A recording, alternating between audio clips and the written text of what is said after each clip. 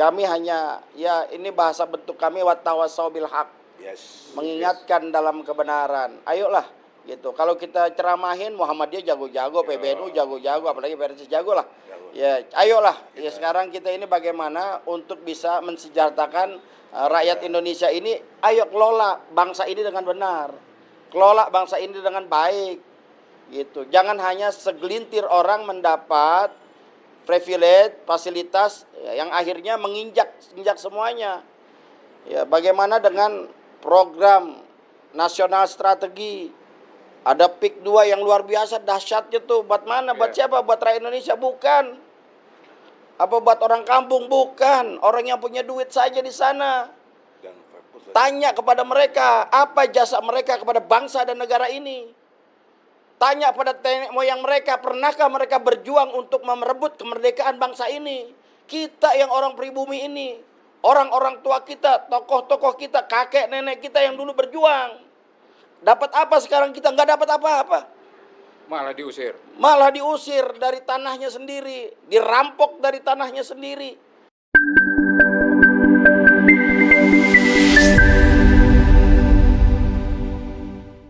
Assalamualaikum warahmatullahi wabarakatuh.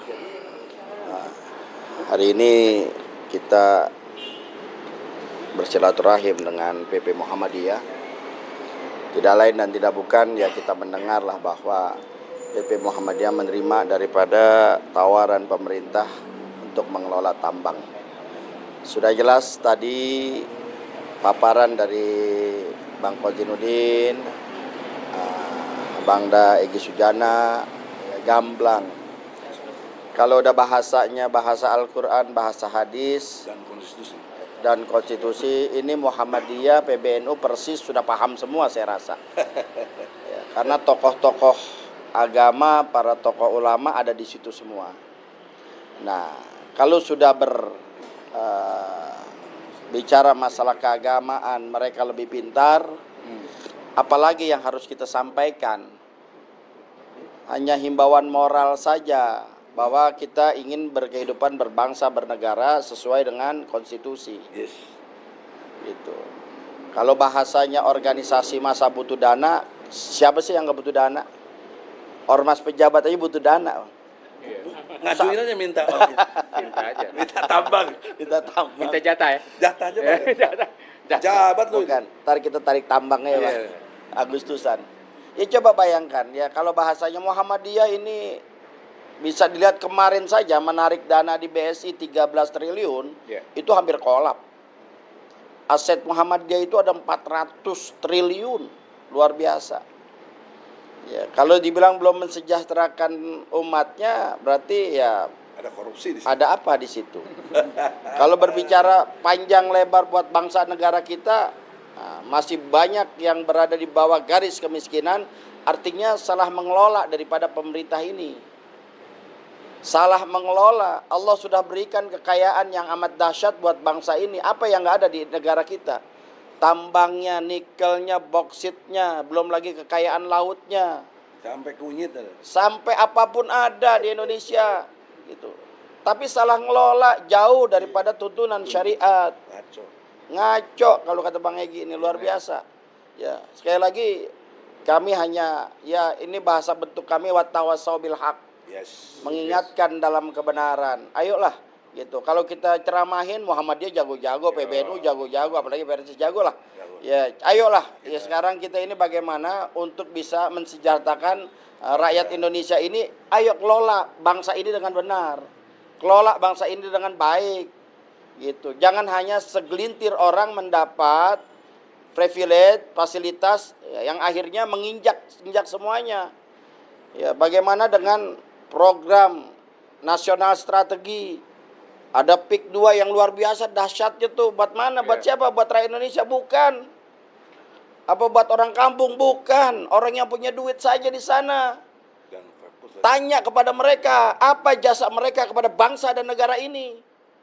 Tanya pada nenek moyang mereka, pernahkah mereka berjuang untuk merebut kemerdekaan bangsa ini? Kita yang orang pribumi ini, orang-orang tua kita, tokoh-tokoh kita, kakek nenek kita yang dulu berjuang. Dapat apa sekarang kita? Nggak dapat apa-apa. Malah diusir. Malah diusir dari tanahnya sendiri, dirampok dari tanahnya sendiri. Ini luar biasa ya. Jadi kalau kita berbicara sekarang, apa yang salah? Salah pada penataan pengelolaan bangsa dan negara ini. Dan ingat, kullukum ra'im wa kullukum mas'ulun an ra'iyatihi. Tiap kalian adalah pemimpin dan tiap pemimpin akan dimintakan pertanggungan jawab atas apa yang kalian pimpin. Jadi urusan pemimpin bukan urusan di dunia, di akhir kalian akan ditanya, Jokowi, besok 20 Oktober ente selesai. Apa sampai situ? Enggak, rakyat Indonesia masih belum puas. Kenapa? Sebelum Anda diborgol. Nah, betul. Itu. Sebelum Anda pakai jaket orange. Kenapa? Banyak kerusakan yang terjadi. Ya. Iya, sekarang kemarin kita lihat dapat 1,2 hektar. Milihnya di Solo. Kenapa nggak milih di IKN kalau sayang sama IKN? Coba bayangin, milihnya di Solo, dekat kampungnya, dekat rumahnya, cari yang enak-enak. Yang harganya lebih besar. Yang harganya dahsyat. Kenapa nggak milih IKN sana? Iya. Yang dijadi kebanggaan dia saat ini. Setuju. Ini luar biasa. Ya. Setuju. Sekarang kita minta kepada rakyat Indonesia, kepada seluruhnya, ayo bangun bangsa ini dengan konstitusi yang benar. Ya. Jangan sampai mohon maaf, kita diinjak-injak mulu. Ini mau kapan bangkitnya? Kapan rakyat Indonesia mau bangkit? Kapan pemuda-pemuda Indonesia mau bangkit? Pendidikan saja susah, mahal. Pekerjaan saja susah. Yang tadi Bang Egy katakan, mereka yang punya pakai jilbab, pakai ini susah untuk nyari pekerjaan di tempat-tempat yang bagus. Batinnya nggak sejahtera. Nggak ada untuk apa? Sekali lagi, founding father, pendiri dari bangsa ini, hanya menitipkan kepada kita agar mensejahterakan rakyatnya, agar Indonesia ini adil, sejahtera, adil buat kesemuanya, sejahtera untuk semuanya, bukan buat segelintir orang, bukan untuk segelintir oligarki, bukan untuk segelintir daripada konglomerat yang hanya menjadikan yang lainnya hanya budak saja. Sekali lagi, ayo bangkit, ya, kuatkan ukhuwah, kuatkan persatuan. Ya, kalau bukan kita siapa lagi? Ya, nggak mungkin kita berharap dari orang bangsa lain ya bisa menjaga daripada NKRI. Bukan, kita yang harus menjaganya. Kita yang harus kompak, kita yang harus bersatu. Indonesia merdeka karena persatuan. Mana Yong Yafanya, mana Yong Belebesnya, mana Pitung-pitungnya.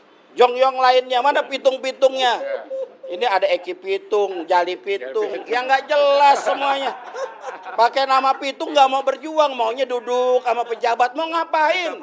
Minta proyek. Malu pakai nama Pitung. Kok jadi ngomong Pitung? Enggak, karena saya orang Betawi nih. Romanya sebel bener gitu. Pengen namanya seorang pejuang, tapi duduknya sama petinggi yang notabene mereka nggak mikirin rakyatnya. Dan korup lagi. Korup lagi. Iya, yang namanya Pitung melihat kezoliman, dia lawan. Iya, wah ada jadi Pitung. Biarin dah. Iya, yang namanya Pitung, ya, pendekar-pendekar yang memang sudah melegenda. Itu bicara Jakarta ini. Ini bicara Jakarta Betawi, karena orang Betawi. Iya, coba bayangkan. Setiap ada kezoliman di situ. Setiap ada pengkhianatan, pasti tampil itu pitung-pitung.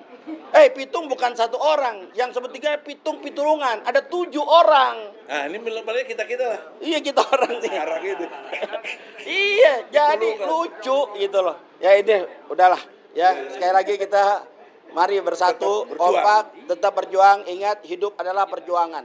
Ya, berjuang mati, enggak berjuang mati. Tinggal pilih bagaimana kita. Tapi kalau berjuang karena Allah, tidak akan pernah ada rasa sakit hati. Karena Allah sudah terus akan menentukan jalan buat kita. Terima kasih. Assalamualaikum warahmatullahi wabarakatuh. Allah.